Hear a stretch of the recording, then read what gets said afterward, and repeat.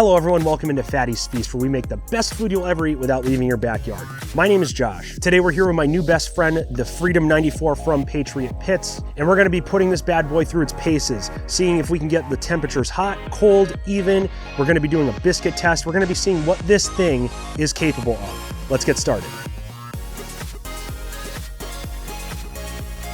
Now my last video, if you haven't seen it, was a complete walkthrough of this gorgeous pit. I love this thing. First impressions were on point. I haven't seen a better quality pit in my life for backyard smoking. So if you haven't checked that video out first, I would definitely do that. I'll put a link right above my head. You can click on that and see what this smoker's all about. But I haven't cooked on it yet. I haven't done a fire. I haven't done any kind of testing. So we're gonna do that today and see what it can do. Now, as I always say, if you get a new pit, you're gonna wanna season it first of all, even though these come pre-seasoned, and I'm borrowing this from my buddy Dan, but you're gonna want to do a practice burn. I push practice burns because I don't wanna just come in here, throw a brisket on, and not know what's gonna happen when I add a piece of wood, if I close the door down, if I close that damper, if I do whatever it is that I do, if I lose control of the temperatures. I wanna know all that before I ruin a piece of food. So we're gonna see how easy it is to build a fire. We're gonna see what happens when we put a split on, how many splits we need to maintain proper temperatures. We're gonna see how many splits we need to up the temperatures to a really high level, or how many we can leave off until the temperatures really start to drop down. We're gonna be testing how well this thing holds heat. We're gonna be testing how even the temperatures are across the chamber. And we're gonna be screwing with the dampers and see what happens when we close them, open them, all that good stuff. So that being said, let's light ourselves a fire.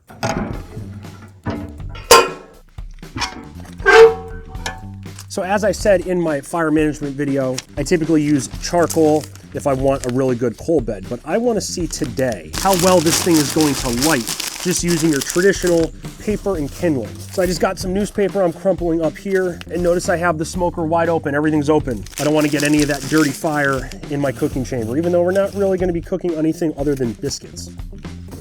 So I got some dry ass kindling here. And when you do it this way, it's gonna smoke a lot. You just sort of gotta be prepared to start pissing your neighbors off. So I just throw some of this on, and let's light this bad boy. That wood's pretty dry, so it should light right up. All right, so I brought my wood processing plant from my shed into my garage because this is where I'm going to be doing my smoking during the winter time. I don't know exactly what size splits I'm going to use, so that's part of the experimental process today. Now, Dan, who's once again the owner of that smoker, had told me about 11 inches will work fine. You can use full splits in that smoker, unlike my Brazos, which that wouldn't work out. But you can use full splits. It's just going to really bump your temps up a lot. And I actually might throw a full split in there at some point today just to see what happens, because I'm curious. But he said a typical split in half, cut to about 11 inches or so will work the best as far as he's found out. So let's split this down.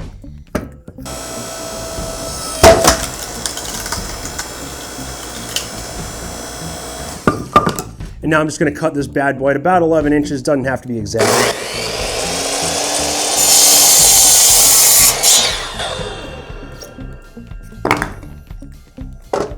And we'll do this one as well.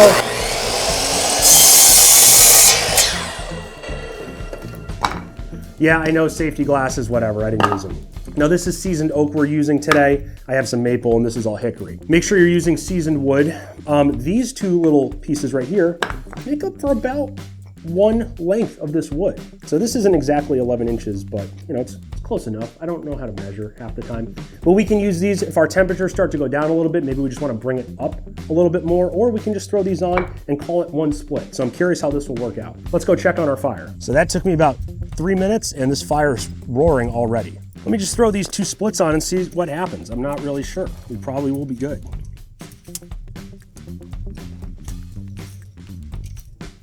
Just like that.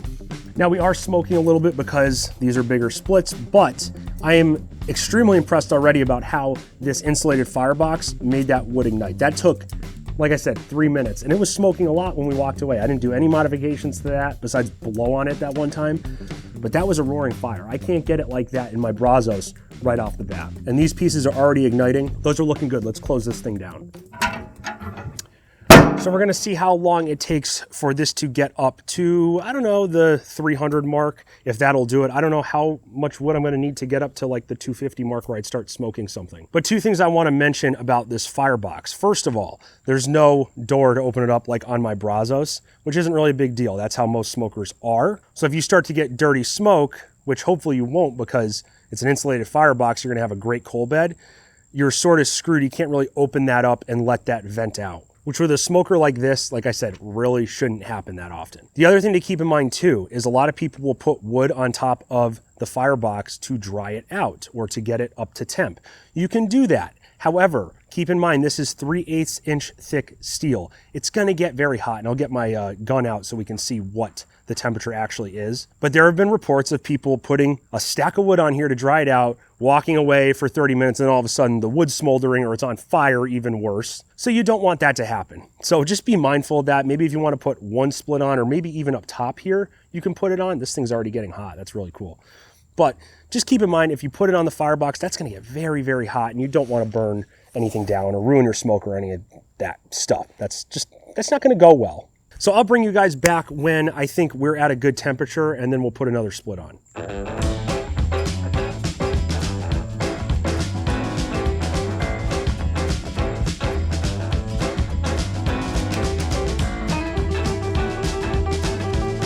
Okay, so we're about 5 minutes in. As you saw, the temperatures are hovering around 150, but one thing I noticed, they're even right across from the closest point here to the far point at the stack.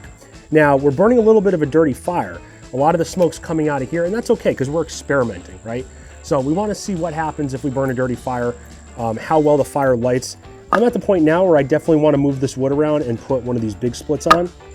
So I'm just going to move this like here. And I'm gonna see if this helps or not, or if I really screwed up and shouldn't have done this yet. We're gonna figure that out very quickly. Let's put this bad boy right up top here. And during this process, I have not closed this door yet because I'm trying to get all that dirty smoke out of here. And that seems like it's gonna light right up pretty quick from what I can tell so far. Now, if we were using charcoal instead of kindling, obviously this would be probably a less dirtier process, but I wanted to use paper to see what would happen. And we got a little bit of a gust coming in this way, so that should help this fire get roaring very quickly. Let's get up top and throw some probes in. So I want to do 2 probes in the center. So I'll put one up top here. How is there cat hair on that? I don't understand that at all. And then one down the bottom here. So we'll stick one in just like so into this port. Come on, there we go. This will be the bottom one, and if the other one will fit, hopefully. It might not. Shit. Oh, let me take this off. That might work. This little piece comes off here, so if you want to put more than one probe. Why are these all tangled? And this one can go right up top here. Shut her down. And that's why there's a hook on that thing now. That was the handle. It was a little off because the wheels were off. That's why they have a model with a hook now. So we got some really dirty smoke now. Let's see if we can fix this. All right, we got that side of the wood igniting. Just gonna keep blowing on it. And as I said in my fire management video, this is why you want to have your fire lit before you put your food on, because you're going to get this dirty smoke originally. When you put your food on, you want to have a good coal bed formed so you don't have issues like this. All right, so that piece of wood finally ignited up top there. We got this piece that's sort of giving off some of our dirtiness here. Move this one back a little bit. I'm going to throw this one up top, even though I said not to do that. I'm just going to warm it up a bit, see if it helps. Now, another thing you can use here that's very handy is a torch to get these big pieces going, especially in a smoker this size. You can, I don't have a torch, obviously, but you can put your wood in with your paper, and you can use, grease or butcher paper or whatever that'll light this stuff right up, and you can build your log cabin with these bigger pieces to get a really good coal bed going. But this is going pretty good right now. I'll bring you back when I want to add another piece on and we have an actual good coal bed going. We'll see how long that's going to take. Okay, so it's been about 10 minutes. The fire's going better than it was. One thing I noticed though, see that's already burned through. One thing I noticed though, we don't have a coal bed established, a very good coal bed. There is a coal bed, but it's not great. So these bigger pieces, even the splits I cut earlier, are sort of just not igniting as well. They might be a little too big. So I took the second split I had up here and I split it down again. And I think this is gonna give us better results in the long run. So I'm just gonna move this back. I'll throw this one right here, and then I'll throw this one on top, and we'll see how quick that ignites, because I think that's, they're thinner, so they're gonna ignite a little bit quicker and give us a roaring fire, get the smoker heated up, because we're still not at the temperature we wanna be. And once again, a lot of you might be watching who are into fire management saying, well, no shit, but I really wanna experiment with this and see what it takes to get a good fire going. So I want to know what I have to do as soon as I light a fire to get my brisket on within 30 minutes to an hour. Like I saw, the fire got started quick.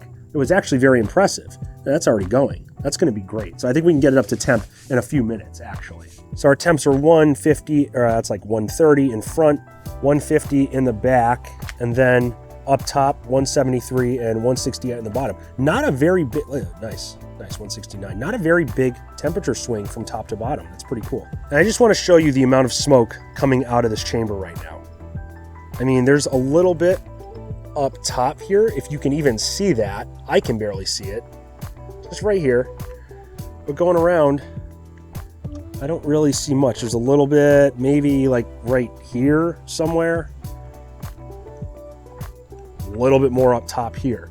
The fire's not the cleanest it's ever been. It's still puffing a little bit of white smoke out. So for that to not be pushing smoke out like my Brazos does on the edges, that's very impressive. This is just a work of art. All right, it's taken us about a half an hour to 45 minutes to get from starting the fire to where we're at now.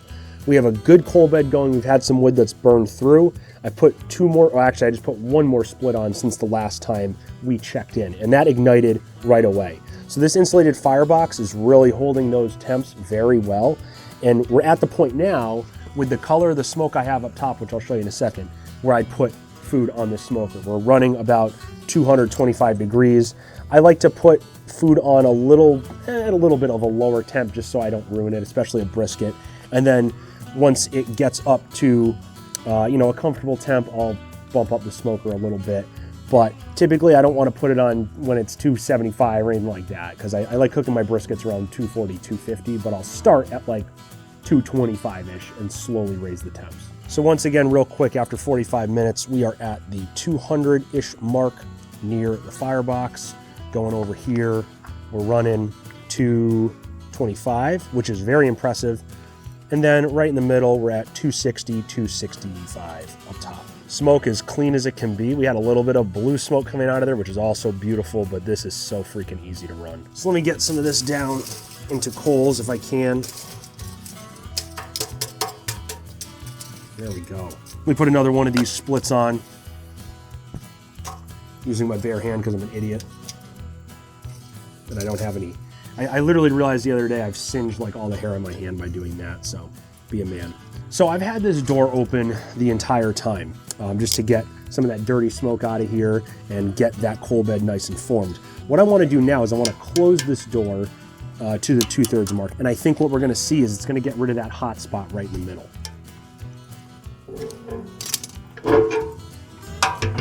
We'll just leave it right there, and we'll see what happens in a few minutes. Okay, so let this go for about 15 or so minutes. I was able to get the temperatures up to about 300 degrees in the middle and 275 on the outsides, which is really neat. But this burned down to coals very quickly. So let's put another piece on. And now we're burning a little bit of dirty smoke again. That's okay, because we just put that new piece on. Got a little bit coming off this piece right here.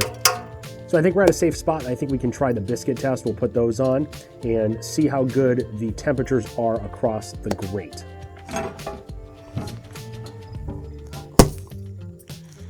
So satisfying. All right, I only have 8 biscuits here because I'm not gonna eat 16. So I'm just gonna space these out as I always do, one in back, one in front. Try to make it as even as possible. And we're gonna see which one of these cooks the fastest. Temperatures obviously dropped a lot, but we'll shut it down. And we dropped down to just about 149-ish. I want to see how fast this goes back up. It's climbing pretty damn quickly. One thing I've noticed about this smoker, it holds heat very, very well. We got little to no smoke coming out of there, and that's about 30 seconds. We're climbing very quick. One thing to note, if you use paper, it's going to create a lot more ash than if you use something like charcoal. So there's a lot of ash in here. These biscuits might have some ash on them. That's okay. I'm not allergic to ash, you know. And I'll just stack 2 of these smaller pieces I cut up on there as well,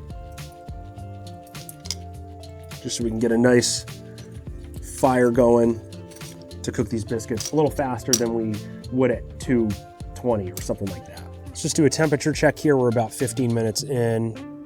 250-ish here and to just over 250 here. One thing I'm noticing is there is pretty decent hot spot right smack dab in the middle, and this is the bottom one. So 75 degrees just about of a hot spot right there, and then 300 degrees up top. Let's see where our biscuits are at. So these ones right near the hot spot seem to be cooking the best, but there's little browning on the bottom as far as like, dirty smoke goes. But those are coming along. These are actually, these and then the rest of these are pretty even.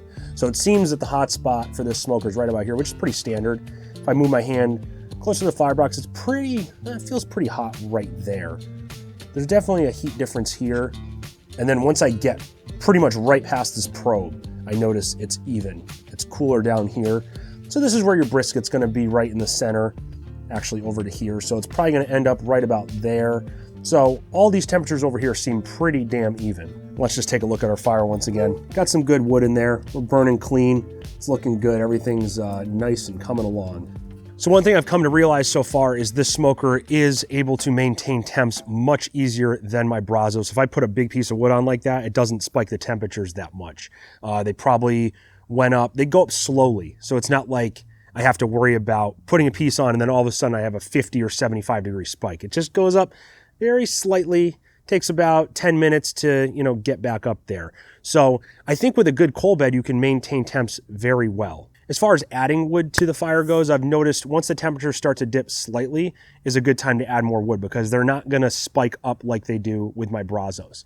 With a cheaper smoker, it's a little bit harder to maintain temps. It's harder to work with a fire, but right now we have a very big firebox. We have a pretty good sized smoking chamber and it's pretty goddamn easy. So as soon as I see those temperatures start to dip a little bit, I just add another piece and it seems to do the job. And I'm using those same size splits. That one was a little bigger, but pretty much the same size splits that I did in the middle of the video where I said I had to split them down a little more. And I'm putting 2 on just like I normally do with my Brazos, but they're bigger, so they're gonna last a little longer. It's not like I'm adding wood every 15 minutes like I normally do. So because I'm running out of daylight and footage time, we're gonna add a bunch of wood to the fire. We're gonna try to get this smoker way up, and then we're gonna try to back the temps down. So we're gonna simulate a temperature spike. So that'll finish cooking these biscuits off and we can kill 2 birds with 1 stone. And as I open this up, another thing I did notice, it's very easy to maintain cooler temps with this smoker. So you can run at 200 degrees and it's not really an issue. I can't really do that with my Brazos. I end up having a lot of dirty smoke if I do that. So that's something that's really cool about this, is once you have that coal bed, it takes a good amount of wood to get the smoker to a higher temperature. So I really appreciate that because a lot of recipes, like if you're doing fish or something that cooks very quickly, you don't want a 275 degree fire. You want to be able to let that fire sort of just chill out and, not overdo your salmon or whatever the hell you're making. And it's hard to do that on a small smoker. And I've noticed also closing the door to that level right about here, that's easy clean fire, easy for maintaining temperatures. So that's where I would put it. I'm gonna see what happens when this gets going and we get those temperatures really bumped up. And then we're gonna try to back it down and see if closing the door at all helps. After a few minutes, we got a roaring fire. It's burning pretty clean except for that end part there, but that's to be expected. The door is right here. That's where I've had it the whole time. But even if we look at how hot this is getting, the temperatures, 260 here, pushing 300 there, and then we're way high in the middle. And then when we look at our biscuits, we'll be able to see where the hot spot is. And from right here, you can see this biscuit here. That's pretty done. That's a hot biscuit. And same thing with this one back here. Oh, that fell apart. That's nice. But I mean, even if looking at this, it's not burnt to a crisp. The ones right here, these are all done, but pretty even. And then if I compare them to these have a little bit of brown too because they were in the middle.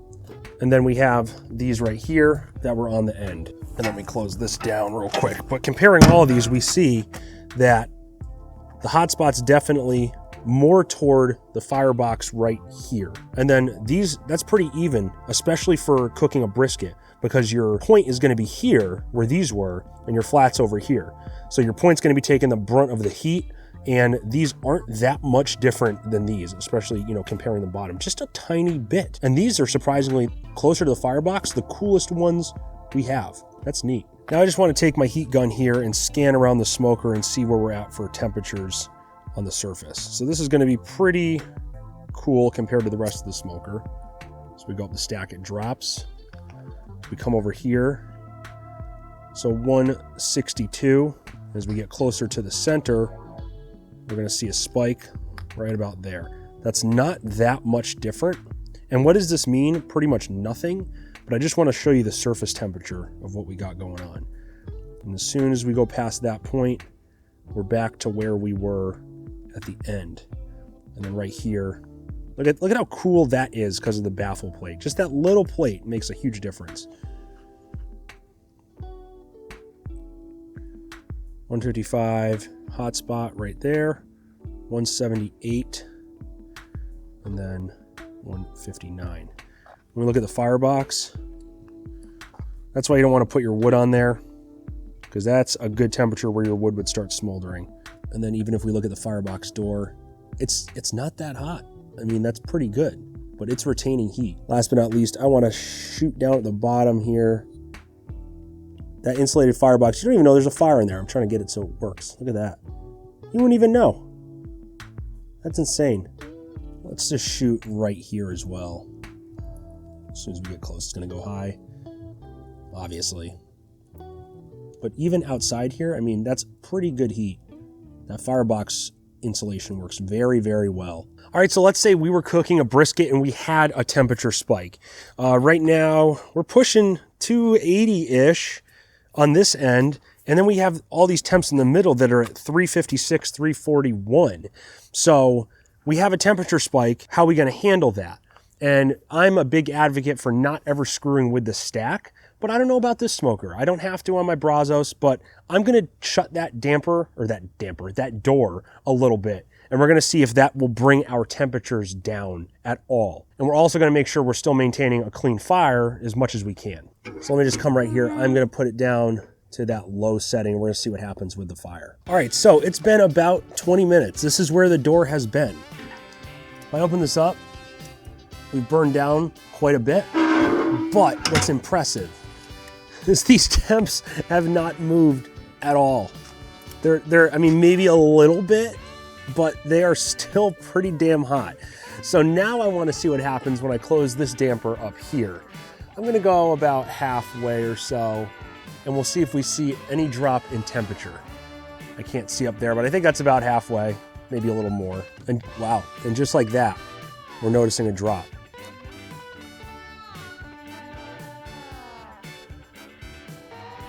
Actually, that's going pretty damn quick. We're dropping a few degrees every second. But one thing I want to point out too, even with the Firebox door at that opening, that's the smoke we're getting. I mean, it was clean as hell, as you just saw. But even if I damper that down a little bit, now it's getting a little bit more dirtier. But that's what happens when you sort of smother a fire. And that's where we're at. We're just talking and it's going down. So I think a combination between using the Firebox door, shutting that down, and then shutting that down as well. So yeah, the smoke's getting dirty now. What happens though if we open this back up to a normal level? Let's see if I open it up now. Yeah, okay, the fire's smothering a little bit. What happens now if I keep it open? The temps are still going down a little bit. Now what about if I open this all the way back up? Are we gonna have our fire restart? We will see.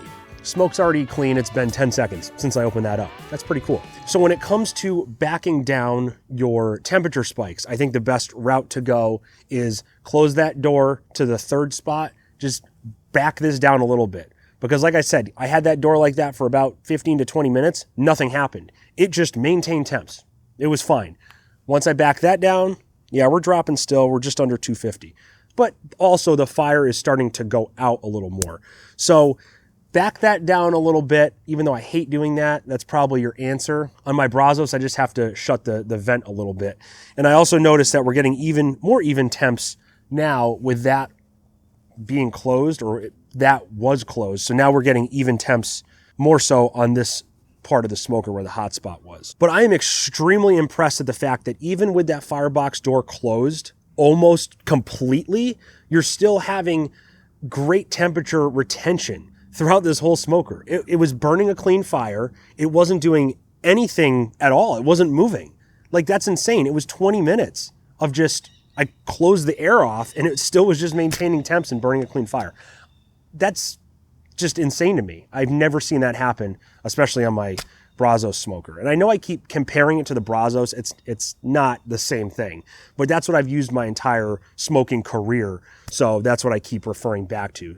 And we're talking about upgrading your smoker. So if you have a Brazos or you have a Pecos or even an Oklahoma Joe, unfortunately, you can step up to this, as I said in the previous video, and you're gonna have great results, I think. Okay, once again, I'm losing daylight, so I want to actually close everything off and see how fast I can put this fire out. Typically, I just let my fire burn, but if you're in a rush and you have somewhere to be or whatever, and you want to close your fire off and put it away for the night like I have to do in my garage, I don't want to burn my garage down, so I want to see if I close everything up, how fast this fire will go out. I am going to cheat a little bit and just break this down as much as I can, and now we got pretty much coals. So it's a perfect time to do that.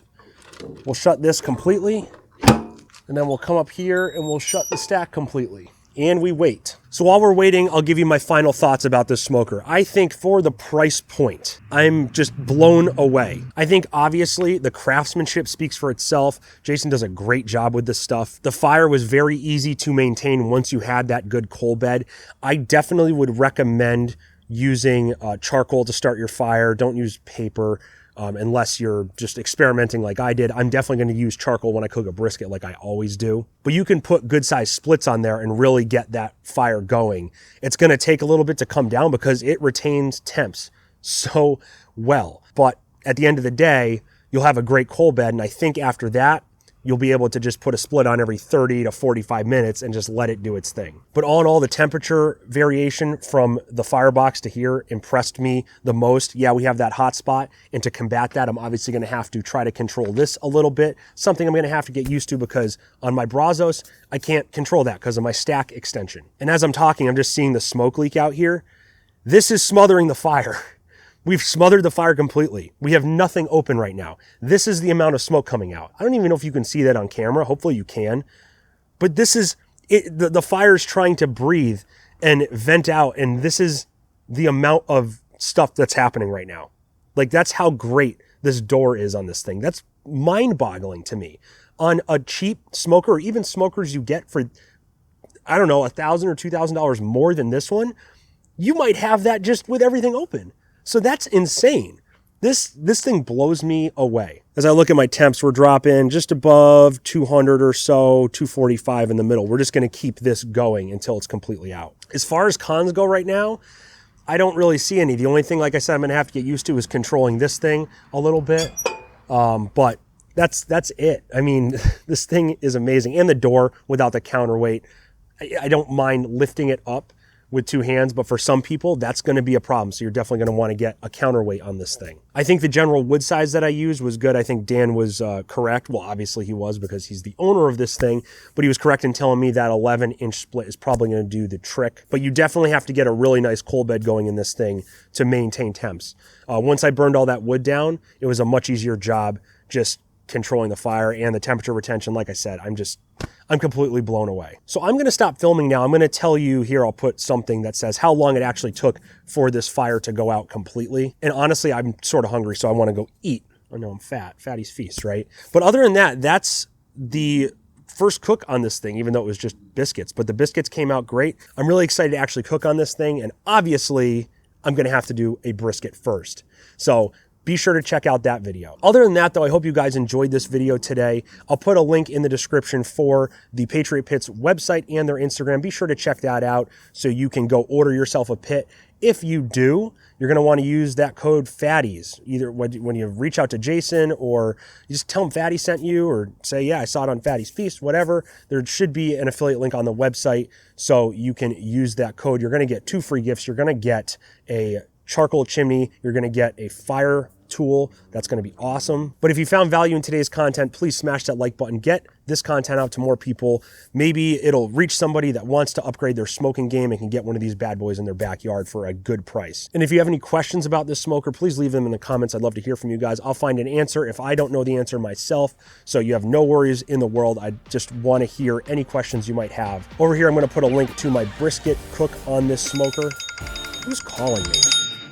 Oh, it's Dan. I'll call him back in a second. Dan, if you're watching, sorry, I ignored your call. And then over here is going to be a video tailored specifically for you. You're going to want to watch that. You'll love it.